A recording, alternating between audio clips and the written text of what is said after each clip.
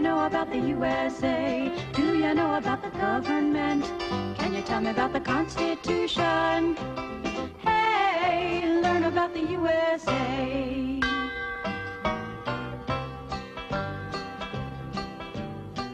In 1787, I'm told our founding fathers did agree to write a list of principles for keeping people free. The USA was just starting out a whole brand new country, and so our people spelled it out, the things that we should be. And they put those principles down on paper and called it the Constitution. And it's been helping us run our country ever since then. The first part of the Constitution is called the Preamble and tells what those founding fathers set out to do. We the people, in order to form a more perfect union, establish justice, ensure domestic tranquility, provide for the common defense, promote the general welfare, and secure the blessings of liberty to ourselves and our posterity. Do ordain and establish this Constitution for the United States of America. In 1787, I'm told our founding fathers all sat down and wrote a list of principles that's known the world around. The USA was just starting out a whole brand new country, and so our people spelled it out. They wanted a land of liberty, and the preamble goes like this. We the people, in order to form a more perfect union, establish justice, ensure domestic tranquility, provide for the common defense, promote the general welfare, and secure the blessings of liberty to ourselves and our posterity. Do ordain and establish this Constitution for the United States of America, for the United States of America.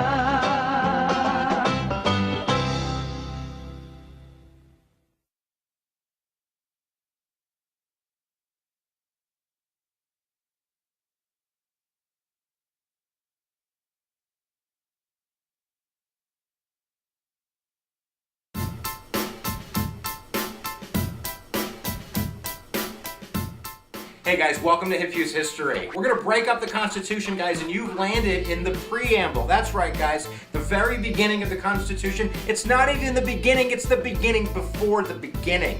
So, here we go. Let's see if we can keep it short and sweet, the Preamble of the Constitution.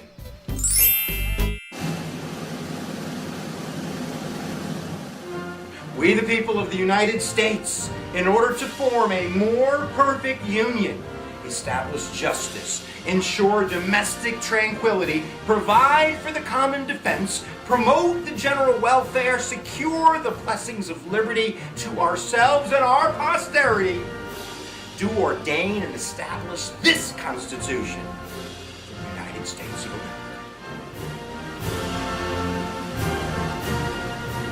All right, let's break this bad boy up like a Kit Kat bar. Let's see if we can explain it simply. And whether you're in a intro law class or U.S. history, or you're just Googling things on the internet because you're weird, we just want to really explain it in simpleton terms. Not that I'm a simpleton or you're a simpleton, but concept is most important, and then we're going to encourage you to do further study. But the first line is, I think, one of the most interesting lines. We, the people of the United States, in order to form a more perfect union. And of course, I find that interesting because of the words being grammatically incorrect. How about that for the first line of the Constitution? More perfect. What the hell does that mean? I think you're either perfect or you're not perfect. I don't think there's anything such as more perfect. But I think the intention here is that they're referencing the Articles of Confederation, Of course you know that, right? That the Articles of Confederation was the first Constitution.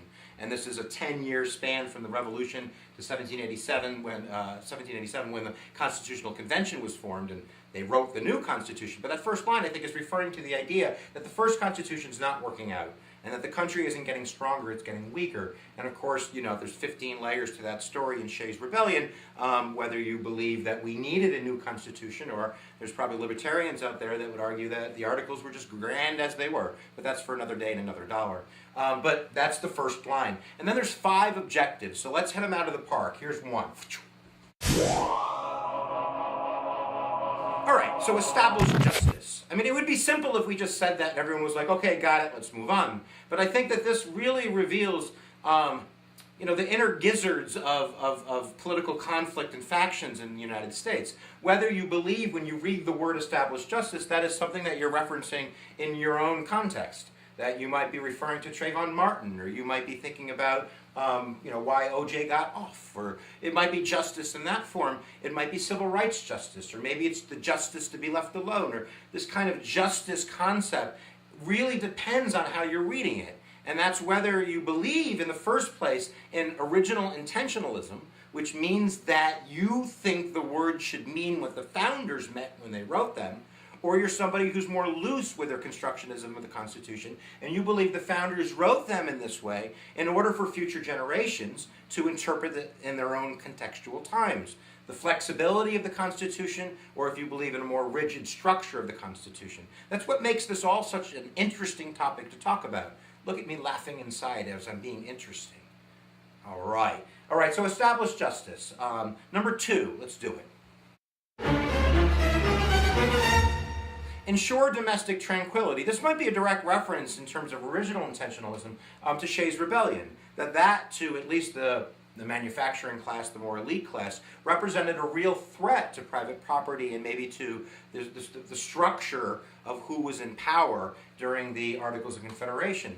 So to ensure domestic tranquility means to keep the ship tight, to make sure that if there are rebellions or the inner gizzards begin to explode, that we can ensure that that's not going to lead to you know, the destruction of the United States, that we're going to have some calm seas within our borders. So if we're talking about within our borders, then when we do provide for the common defense, boom, we're talking about the outside borders. We're talking about, you know, having a sound military in order to defend our borders. And that was a weakness of the Articles. I mean, in a sense, I think when you read the Preamble, you should really read it within the context of the failure of the Articles.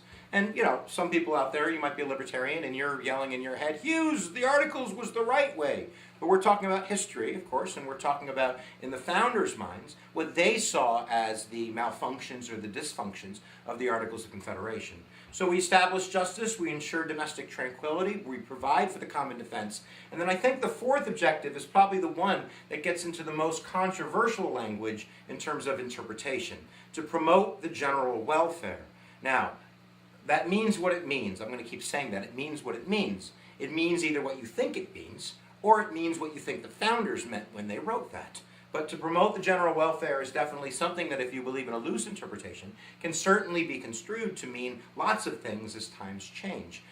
Or you could just maybe think of it in the purest sense of economic nationalism, something like Manifest Destiny or the Transcontinental Railroad or the canal systems or the interstate highway systems, that's promoting the general welfare, as opposed to some type of equality of opportunity concept where you believe to promote the general welfare means that the government should get their hands into making sure that the steps to equality are there for everybody, that the general welfare, that everybody has a chance to pursue their economic dreams. Yada, yada, yada. This is why it's controversial. Number 5, to secure the blessings of liberty to ourselves and our posterity. And of course, you're thinking, what the hell is posterity?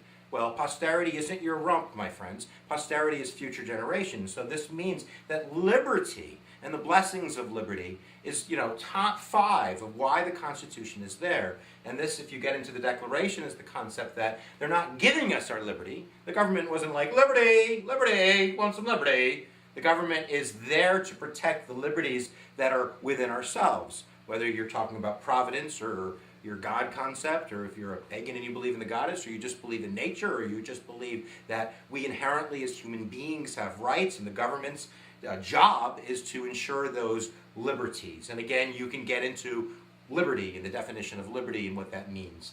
And then finally, we do ordain and establish this Constitution for the United States of America. Go team! That's the Constitution, guys. The Preamble. And if you're arguing or if you're writing about the Constitution, you definitely want to reference the Preamble because these are the objectives. This is the opening paragraph to the essay called the Constitution. It's the beginning of the movie. It's the script that writes the rest. So you definitely want to get that down. So we're going to come back at you guys. We're going to do the Constitution for Dummies series. We're going to do Articles 1 through 7. We're going to do the Bill of Rights. We're going to do the constitutional amendments. And we're going to see if we can't make you as prepared as possible to either be at a dinner party, take a test, or just be a bozo smart guy or gal. There you go, guys. Join us for other stuff. There you go. Subscribe now or you're a ding-dong. And definitely go down below on the description. You're going to find tons of other channels that you're going to want to check out and do all kinds of learning. There you go, guys. Thanks for joining us at Hip Use History, where attention goes, energy flows.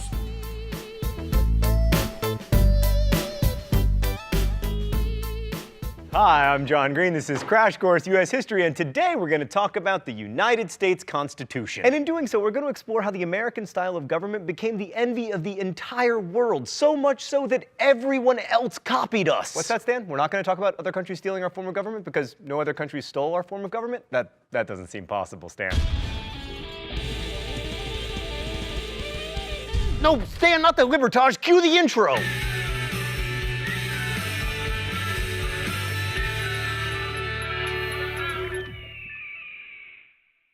So today we're going to learn why the green areas of not America didn't copy us. All right, so as Americans may dimly remember from history classes, the constitutional system we've been living under since 1788, the year of the first presidential election, was not the original American government. The first government set up by the Continental Congress was called the Articles of Confederation, and it was, in a word, bad. In 2 words, it was not good, which is why it only lasted 10 years. The problem with the Confederation is that it wasn't so much a framework for a national government as it was a firm league of friendship, which unfortunately only sounds like a team of Care Bear superheroes. The Articles set up a government that consisted of a one-house body of delegates, with each state having a single vote, who, acting collectively, could make decisions on certain issues that affected all the states. There was no president and no judiciary. You can try to tell me that John Hanson, the president of the Congress, was the first American president, but it's just not true. Any decision required 9 of the 13 congressional votes, which pretty much guaranteed that no decisions would ever be made. Ah, supermajorities, always so efficient. But besides the 2/3 requirement, the Congress was very limited in what it could actually do. The government could declare war, conduct foreign affairs, and make treaties. Basically the stuff you need to do to go to war with England. It could coin money, but it couldn't collect taxes. That was left to the states. So if you needed money to, say, go to war with Britain, you had to ask the states politely. The Articles could be amended, but that required a unanimous vote, so 0 amendments were ever passed. The government was deliberately weak, which followed logically from Americans' fear of tyrannical governments, taxing them and quartering soldiers in their houses and so on. But here's the thing, weak government is like non-alcoholic beer. It's useless. That said, the Articles government did accomplish a couple things. First, it won the war, so yay! Unless you were a slave or a Native American, in which case, probable boo. Second, the government developed rules for dealing with one of the most persistent problems facing the new nation: Ohio, which was called the Northwest, presumably because it is north and west of Virginia. Getting control of the land meant taking it from the Indians who were living there, and the Articles government was empowered to make treaties, which it did. Crash Course World History fans will remember the Athenians telling the Melians that the strong do as they can and the weak suffer what they must, and the Americans definitely went to the Athenian school of treaty making. Through treaties signed at Fort Stanwix and Fort McIntosh, the Indians surrendered land north of the Ohio River. The biggest accomplishment of the Articles government was the Northwest Ordinance of 1787, which set up a process to create 5 new states between the Ohio and Mississippi rivers. 2 things to know about this. First, it acknowledged that American Indians had a claim to the land and that they had to be treated better if settlers wanted to avoid violence. And second, Stan, can I get the foreshadowing filter? Yes, perfect. The ordinance outlawed slavery in all 5 of the new states. Still, the Articles government was a complete disaster for exactly one reason: it could not collect taxes. Both the national government and the individual states had racked up massive debt to pay for the war, and their main source of revenue became tariffs, but because Congress couldn't impose them, states had to do it individually. And this made international trade a total nightmare, a fact worsened by the British being kind of cranky about us winning the war and therefore unwilling to trade with us. In 1786 and 1787, the problem got so bad in Massachusetts Massachusetts that farmers rose up and closed the courts to prevent them from foreclosing upon their debt-encumbered farm. This was called Shay's Rebellion after Revolutionary War veteran and indebted farmer Daniel Shay. The uprising was quelled by the state militia, but for many, this was the sign that the Articles government, which couldn't deal with the crisis at all, had to go. But not for everyone. Thomas Jefferson, for instance, was a fan of Shay's Rebellion. A little rebellion now and then is a good thing. The tree of liberty must be refreshed from time to time with the blood of patriots and tyrants. Which is all fine and good, I mean, unless you're the bleeding patriots or tyrants. But to most elites, Shay's Rebellion showed that too much democratic liberty among the lower classes could threaten private property. Also, people who held government bonds were nervous because without tax revenue, they were unlikely to get paid back. And when rich people feel like something has to be done, something is usually done. Let's go to the thought bubble. The first attempt to do something was a meeting in Annapolis in 1786 aimed at better regulating international trade. Only 6 states sent delegates, but they agreed to meet the next year in Philadelphia to revise the Articles of Confederation. The delegates who met in Philly the next year had a funny definition of revision, though. Rather than make tweaks to the Articles, they wrote a new charter of government, the Constitution, which is, with some significant alterations, the same one that Americans live under and argue about today. Despite what some seem to believe, the 55 men who met in Philadelphia and hammered out a new form of government were not gods, but they were far from ordinary, especially for the time. Most were wealthy, some very much so. More than half had college educations, which was super rare since 0.001% of Americans attended college at the time. About 40% had served in the army during the war.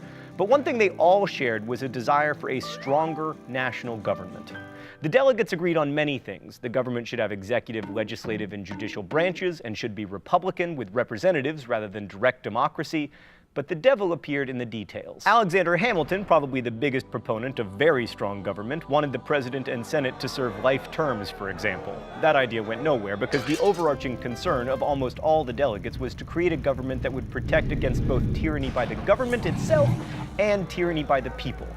They didn't want too much government, but they also didn't want too much democracy, which is why our presidents are still technically elected not directly by regular people, but by 538 members of the Electoral College. This system is so Byzantine and strange that when American politicians speak of spreading democracy through the world, they never actually advocate for American-style elections. Thanks, Thought Bubble. Yes, I know, you have fantastic elections in Canada. Yeah, right, okay, all that too. I get it. Okay, it's U.S. history, Thought Bubble. So conflicts between competing interests arose quickly at the Constitutional Convention in Philadelphia, the first being between states with big populations and those with small populations. Large states supported James Madison's Virginia plan, which called for a 2-house legislature with representation in both proportional to a state's population, and smaller states, fearing that the big boys would dominate, rallied behind the New Jersey plan. New Jersey. This called for a single legislative house with equal representation for each state, as with the Articles of Confederation. But of course, coming from New Jersey, it had no chance of succeeding, and sure enough, it didn't. Instead, we got the Great Compromise, brokered by Connecticut's Roger Sherman, which gave us 2 houses. A House of Representatives with representation proportional to each state's population, and a Senate with 2 members from each state. House members, also called congressmen, served 2-year terms, while senators served 6-year terms, with 1/3 of them being up for election in every 2-year cycle. The House was designed to be responsive to the people, while the Senate was created to never pass anything, and it was so masterfully designed that it still works to this day. However, this solution created another problem: who should be counted in terms of representation? Slaveholding states wanted slaves to count toward their population, even though of course they could not vote because they were property. States with few slaves argued that slaves shouldn't be counted as people because, just to be clear, none of these dudes were not racist. This issue was solved with the notorious 3/5 compromise. For the purpose of determining the population, the total number of white people plus 3/5 the population of other persons, the word slave was never used, would be the basis for the calculation. So, yeah, that's still in the Constitution. The Constitution also contains a fugitive slave clause requiring any escaped slave to be returned to their master. And this meant that a slave couldn't escape slavery by moving to a state where slavery was outlawed, which meant that on some level, some states couldn't enforce their own laws. Spoiler alert, this becomes problematic. But except for the tyranny of slavery, the framers really hated tyranny. To avoid tyranny of the government, the Constitution embraced 2 principles: separation of powers and federalism. The government was divided into 3 branches: legislative, executive, and judiciary.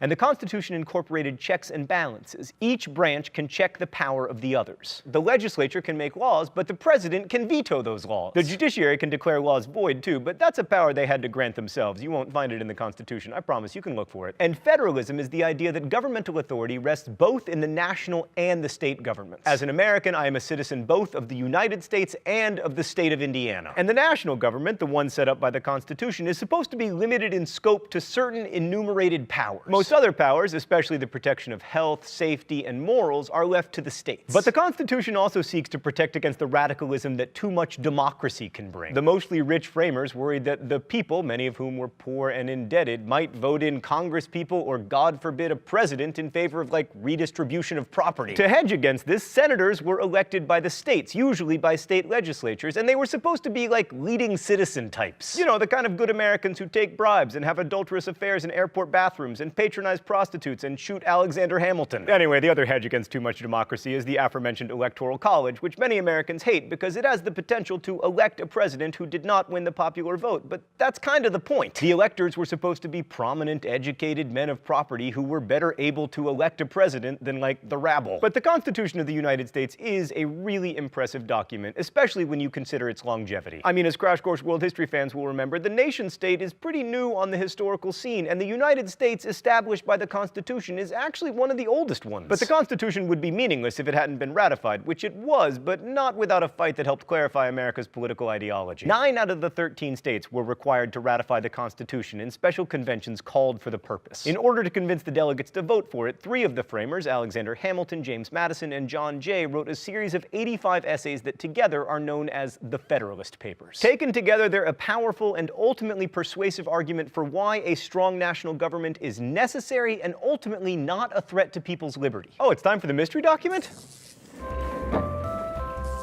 The rules here are simple. If I name the author of the mystery document, shock as in surprise. If I don't, shock as in All right, Stan, let's see what we got here. If circumstances should at any time oblige the government to form an army of any magnitude, that army can never be formidable to the liberties of the people while there is a large body of citizens, little, if at all, inferior to them in discipline and the use of arms, who stand ready to defend their own rights and those of their fellow citizens. This appears to me the only substitute that can be devised for a standing army and the best possible security against it, if it should exist. Federalist Papers, Alexander Hamilton. Yes! Too easy, Stan, although I appreciate the opportunity for a rant. The whole idea of the Second Amendment was that the people could protect themselves from a standing army by being equally well armed, which these days would mean not that citizens should have the right to buy assault rifles, but that they should have the right to buy, like, unmanned drones and arguably suitcase nukes. And by the way, in the Constitution, this is not listed as a privilege, it is listed as a right. And as a right, if I can't afford my own Predator drone, I guess the government should buy one for me. It's almost as if Alexander Hamilton had no way of knowing that weaponry would one day advance past the musket. P.S. You know how Alexander Hamilton died? Gunshot! Sorry, I had to. I am on a roll. So it would be easy to ignore the people who opposed the Constitution because, you know, they lost. But some of the ideas of these so-called Anti-Federalists were particularly powerful, and they deserve a bit of attention. Anti-Federalists, unlike the mostly wealthy Federalists, were usually supported by common people, small farmers who weren't as involved in commercial activity. They saw less need for a strong national government that would foster trade and protect creditors. And the Anti-Federalists were very afraid of a strong government, especially one dominated by the wealthy. Writers like James Winthrop held that a large group of United States would be like an empire, and that no extensive empire can be governed upon republican principles. As evidence, he could point to Britain, or all the way back to Rome. Smaller, more local governments are more responsive to the people and better able to protect their rights. To the Anti-Federalists, that meant state governments. And while ultimately the Federalists won out and the Constitution was ratified, the issue of how large government should be did not go away. So the Constitution was really only a starting point. It's a vague document, and the details would be worked out in the political process, and then on the battlefield. Thanks for watching. I'll see you next week. Crash Course is produced and directed by Stan Muller. Our script supervisor is Meredith Danko. The show is written by my high school history teacher, Raoul Meyer, and myself, edited by Stan and Mark Olson. The associate producer is Danica Johnson, and our graphics team is Thought Bubble. If you have questions about today's video or anything about American history, good news, there are historians in comments, so ask away. Thanks for watching Crash Course, and as we say in my hometown, don't forget to be awesome.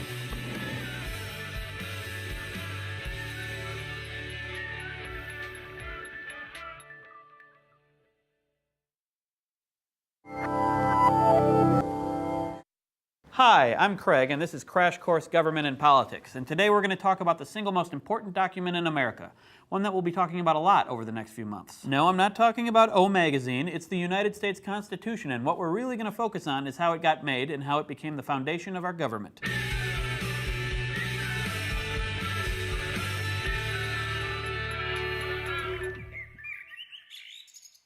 Those of you who watched the U.S. History series with John Green probably remember that the government set up by the Constitution is actually the second attempt at an American government. Also, as pointed out in the comments, you probably noticed that I am not John Green. The first American government, which was in place during the Revolutionary War and for almost 10 years afterwards, was the Articles of Confederation. Like many first attempts, the Articles government had some good ideas and it meant well, but it was poorly executed. Just give it a break, it never did this before. So when delegates gathered in Philadelphia in 1787 to revise the Articles, they ended up scrapping the whole thing and creating a new constitution. It's probably not because they didn't know what revise meant. So the delegates from the various states each had their own agendas at the Constitutional Convention, and that made it difficult for them to agree on what the new government should look like. In order to hammer out a constitution, they had to do something you don't see very much in government these days: compromise. Oh, let's compromise. I'm sorry, Eagle, I didn't mean. Before we get into what those compromises were, it's kind of necessary to look at what was so bad about the Articles government in the first place. The main thing was it really couldn't govern. There was no executive branch or president and no judiciary to settle disputes. It was basically just a Congress where each state was equally represented and they all pretty much had veto power and could sink legislation they didn't like. All decisions were collective, which meant that very few decisions were actually made, because it's really hard to get 13 people to agree on something that will be in the interest of all 13. I can barely agree with Stan on anything, right, Stan? He said wrong. Most important, the Articles government had no power to levy taxes, which meant that if it needed any money to do, well, anything, it had to ask for the money from the states, which were free to say, no, I don't think we'll be giving you any money today, or tomorrow, or ever. As I remember from my college years, and I don't remember much, living without money is awful. Without money, it's pretty much impossible for a government to do anything, except buy ramen noodles. The Articles government was able to accomplish one notable thing, though. One of the big issues it had to deal with was Americans moving out west, which in the 1770s and 80s meant to places like Ohio and Indiana that weren't states yet. The government managed to set up rules for these settlements in the Northwest Ordinance of 1787. This set up a system for eventual statehood, but most importantly, it forbade slavery in these territories, which, as students of American history know, was kind of a big deal. You wouldn't know that. You're not a student of American history. You're a symbol of America, bird. I'm not going to punch you. Other than that, though, the Articles government was a flop. And the very thing that made it so ineffective threatened to screw up any attempts at new government, too. This was the issue of competing interests between different states. More specifically, the states with large populations and the smaller states. Basically, a state with a large population, like, say, Virginia, had different needs than a state with a small population, like Delaware. More importantly, large states might stand to benefit more from any government spending. When the delegates decided to make a new Congress, these large population states wanted the number of representatives to that Congress to be proportional to the states' populations, which would mean that the larger states would have more representatives than the smaller ones. This idea, a large Congress made up of many delegates, was called the Virginia Plan because it was put forward by the delegates from Wisconsin. Just kidding, Virginia. The delegates from small New Jersey put forward a plan that would have a Congress where each state would send an equal number of representatives. In other words, something that looked a lot like the Articles government. This New Jersey plan would prevent smaller states from being dominated by the larger states, and also ensure that the large states wouldn't be able to vote themselves a bigger share of government spending. These two opposing interests threatened to scuttle the whole new government thing until Roger Sherman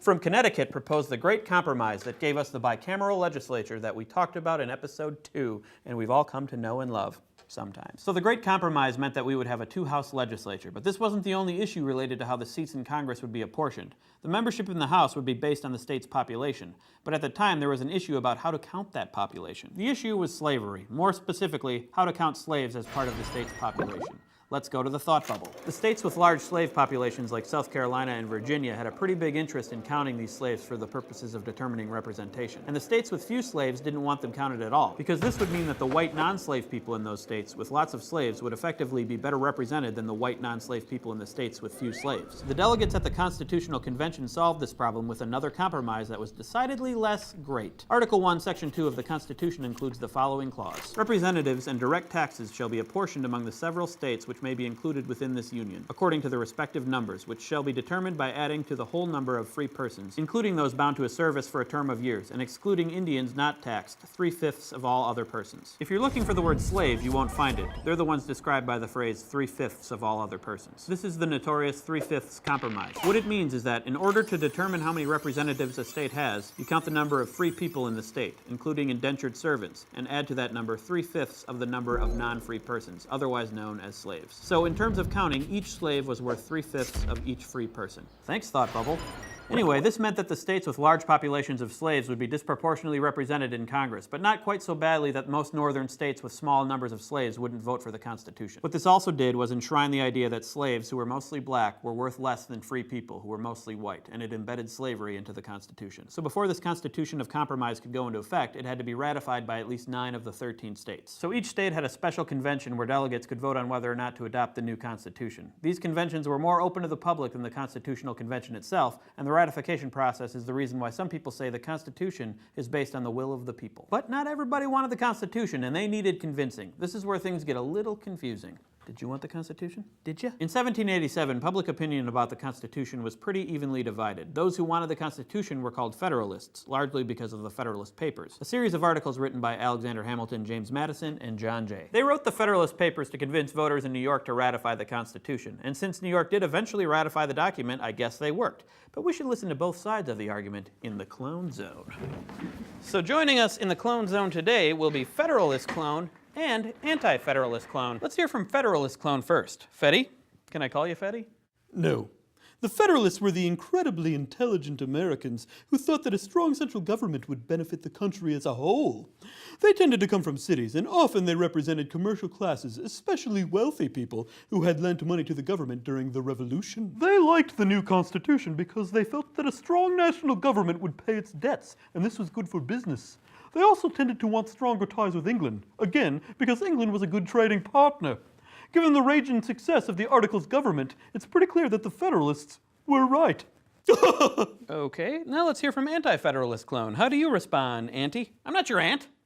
Sure, Federalists were right to believe in tyranny. Anti-Federalists were right to be skeptical of a large government that would trample on our individual liberties. They didn't want a big government that would tax them to death and possibly take away their slaves. In general, Anti-Federalists felt that states would be the best protectors of people's rights and liberties because, being smaller, they would be more responsive to people's needs. Okay. The Anti-Federalists published pamphlets and articles too, but we weren't quite as organized, so we didn't have a coherent set of Anti-Federalist papers to push on government students. Okay, you seem really mad about this. I am. But you eventually lost the debate. I did. Huzzah! How come he got to shoot fireworks? I didn't know he was going I to wanted to shoot okay? fireworks. I'm sorry. Next time, you can have fireworks. So the Federalist position won out, and the Constitution was ratified, and that's the government that Americans have been living under ever since. Hooray! Because the Constitution was passed, we tend to think that everyone loved it, but it wasn't nearly as clear-cut as hindsight makes it appear. Eventually, the Federalists had to offer another compromise, promising a Bill of Rights in the first 10 amendments. This isn't called one of the constitutional compromises because it happened outside of the convention, but it was yet another example of how different interests had to give a little in order to get a constitution passed. It's very important to remember that compromise, the idea of balancing interests and giving a little to get a lot, is embedded in the Constitution. While today it seems like a political dirty word, compromise is the basis of the American government itself. Thanks for watching. I'll see you next week. Well, I'll compromise. See you in a week and a half. Let's face it, Stan's probably not going to get this done in time anyway. Crash Course Government and Politics is produced in association with PBS Digital Studios. Support for Crash Course U.S. Government comes from Vocal. Vocal supports nonprofits that use technology and media to advance social equity. Learn more about their mission and initiatives at vocal.org. Crash Course was made by all of these nice people at the Chad and Stacy Emmett studio in tropical Indianapolis. Thanks for watching.